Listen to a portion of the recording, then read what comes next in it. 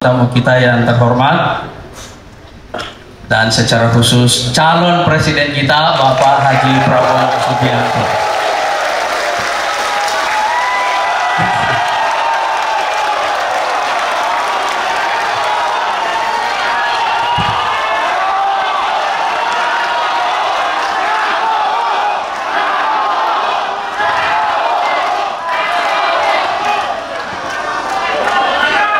Pak Prabowo inilah partai gelora.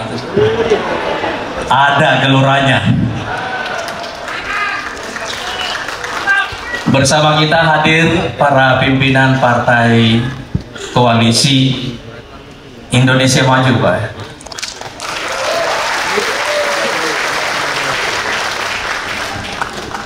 Ada Dr. Tahan Samuel dari Partai Golkar yang mewakili Pak Erlangga, dan ada Pak Edi Suparno, Sekjen PAN,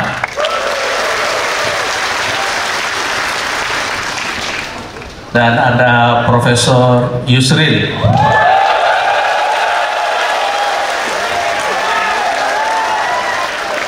beserta rombongan, dan juga ada teman-teman dari PSI, Mas Dede, Mbak Sheryl,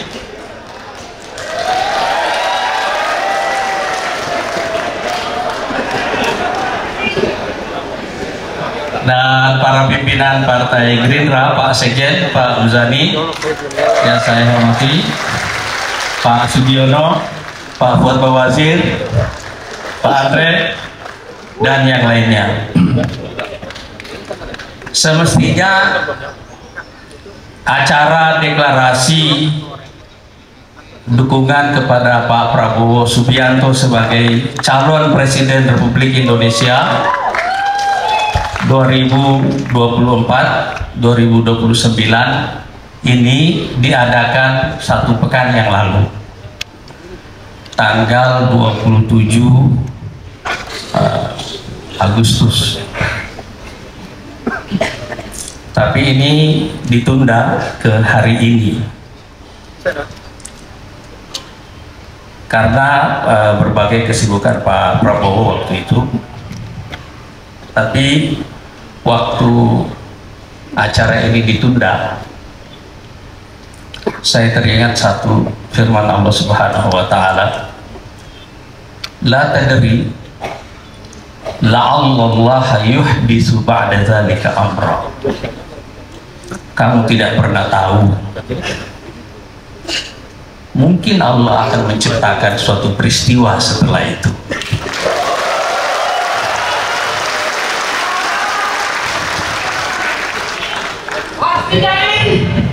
Dan hari ini rasanya bukan hanya kita yang melakukan deklarasi. Hari ini akan ada kemungkinan besar akan ada 2 deklarasi. Hari ini kita menyaksikan satu peristiwa yang sama. Ada yang datang, ada yang pergi dalam koalisi.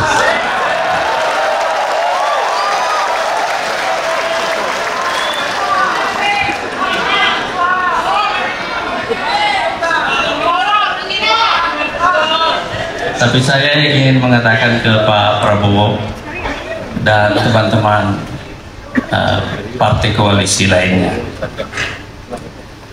mudah-mudahan yang baru saja datang ini adalah sekutu yang bisa dipercaya.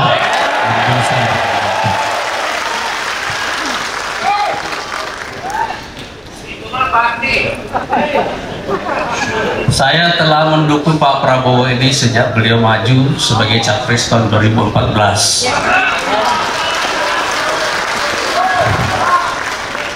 Lalu 2019. Tapi beliau kalah dalam 2 kali maju itu untuk lawan yang sama, Pak Jokowi.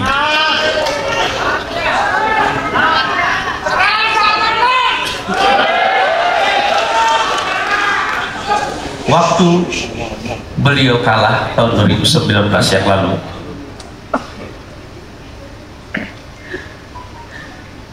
Kami di pimpinan Partai Gelora, tepatnya pada tanggal 6 Oktober 2019, datang bertemu dengan Presiden Jokowi.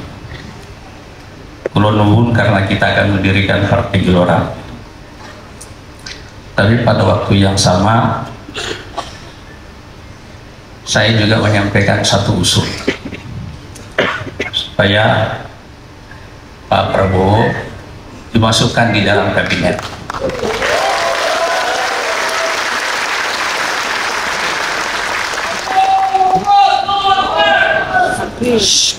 Saya bilang, Pak, ini periode kedua Bapak dan akan ada krisis besar yang menimpa dunia.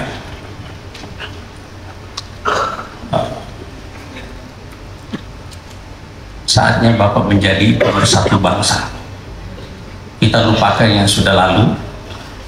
Elit Indonesia harus disatukan. Kalau Bapak bisa merangkul Pak Prabowo, Bapak akan menjadi Bapak bangsa.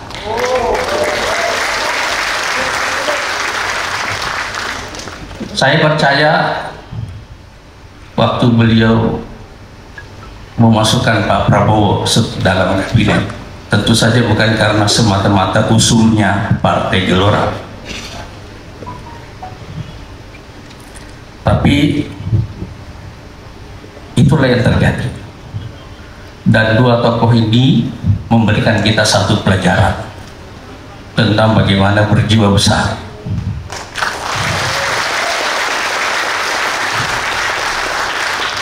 Kerendahan hati, dan itu yang saya lihat dari Pak Prabowo. Beliau sampai pada titik kerendahan hati untuk mau belajar dari lawannya yang telah mengalahkannya. Itulah jiwa besar, itulah kerendahan hati, itulah kearifan, itulah pemimpin.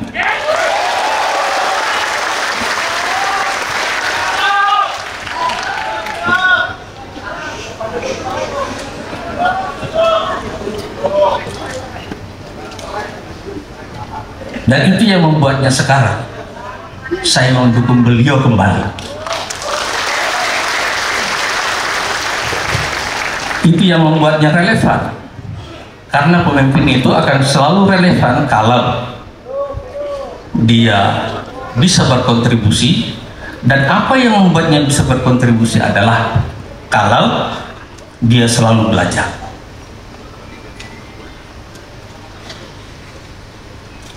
Momentum seorang pemimpin menjadi pembelajar itu adalah momentum di mana dia menegaskan bahwa dia akan selamanya relevan bagi bangsanya.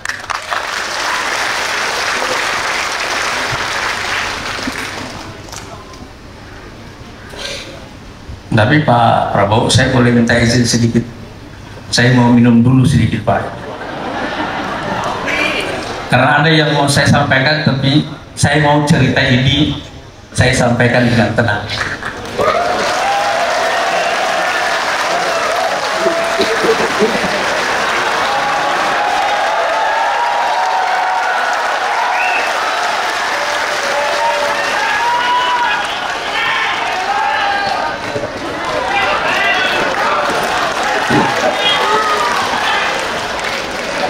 Saya jadi haus, Pak. Cerita Pak Prabowo bersama Pak Jokowi ini mengingatkan saya cerita tentang seorang pemimpin besar dalam sejarah Islam yang nanti menjadi kakek moyang dari Ottoman Empire. Namanya Alep Arslan. Alep Arslan ini adalah seorang pemimpin dan juga militer yang mencatat sejarah kemenangan militer yang luar biasa banyaknya. Tapi di akhir hidupnya beliau meninggal di tangan tawanannya sendiri. Orang yang sudah ditawan sama dia memprovokasi Alep Arslan dan mengatakan, kamu pengecut, kamu mengalahkan saya dengan pasukan, tapi kalau kamu berani, ayo kita duel. Alep Arslan berdiri dan terpengaruh dengan, terprovokasi dengan itu. Lalu beliau mendekati orang ini, namanya Yusuf Al-Khawarizmi. Lalu tiba-tiba orang ini menikamnya, karena ternyata walaupun dirantai tapi dia bawa pisau. 4 hari kemudian Alep Arslan meninggal. Sebelum meninggal, beliau bertanya kepada dirinya sendiri, kenapa bisa dia dibunuh oleh tawanannya? Kalau dibunuh dalam pertempuran itu oke, tapi dibunuh oleh tawanannya sendiri, kenapa bisa? Kenapa bisa? Itu yang dia tanyakan. Jadi beliau merenung dan sampai pada kesimpulan begini. Sebabnya adalah, menurut beliau, ini pengakuannya sebelum wafat, setelah begitu banyak kemenangan, beliau mengumpulkan pasukannya di Samarkand, sekarang Uzbekistan, dan pasukannya itu saking besarnya, saking banyaknya, dia tidak bisa lihat ujungnya. Tiba-tiba di dalam hati, dia tidak bicara. Waktu dia berdiri di depan pasukannya itu, dia tidak bicara. Tetapi tiba-tiba muncul, terbersit dalam hatinya pikiran, kira-kira siapa lagi yang bisa mengalahkan saya?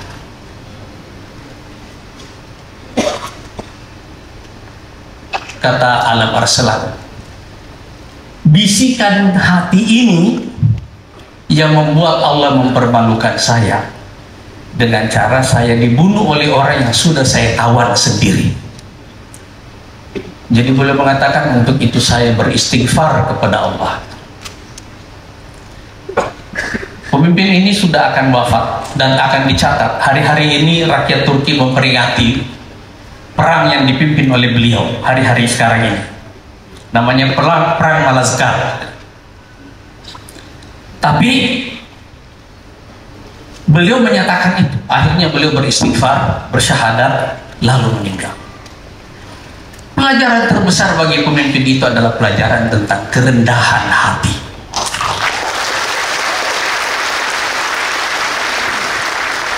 Pak Prabowo adalah orang yang kuat. Tapi sekarang saya mengenalnya dengan nilai tambahan baru dalam kepribadian beliau, yaitu orang kuat yang rendah hati.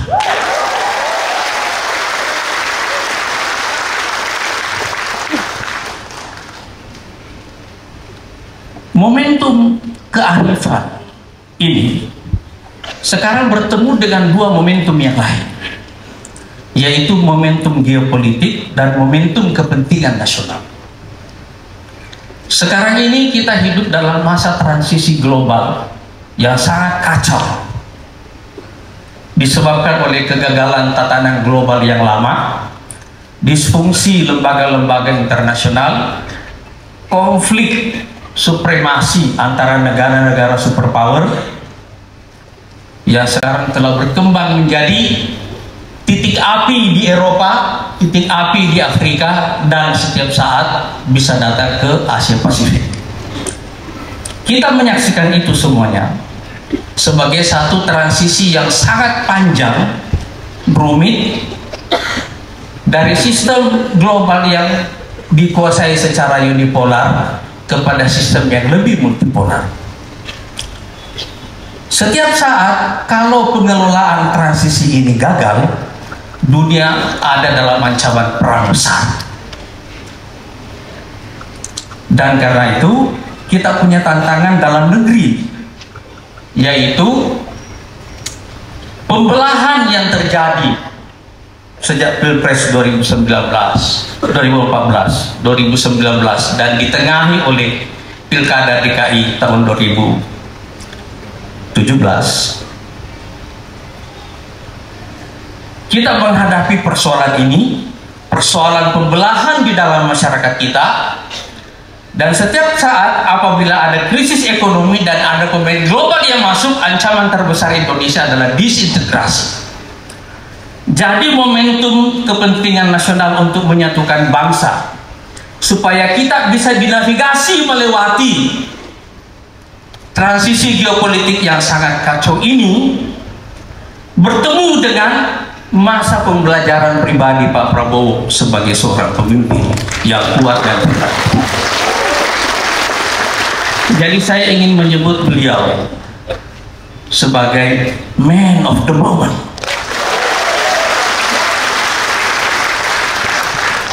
Yang membuat kami di Partai Gelora dan saya kira teman-teman koalisi lainnya untuk mendukung beliau sebagai seorang pemimpin. Partai Gelora ini partai yang lahir di tengah krisis, dan karena itu lahir dengan satu mimpi untuk menjadi solusi bagi krisis itu. Yang paling buruk dalam situasi politik kita adalah kalau kita tidur tanpa mimpi, bangun tanpa rencana. Jadi kita mencari sekutu yang bisa menavigasi Indonesia menjadi negara superpower baru dengan memanfaatkan transisi geopolitik yang rumit ini bukan sebagai ancaman tapi sebagai peluang.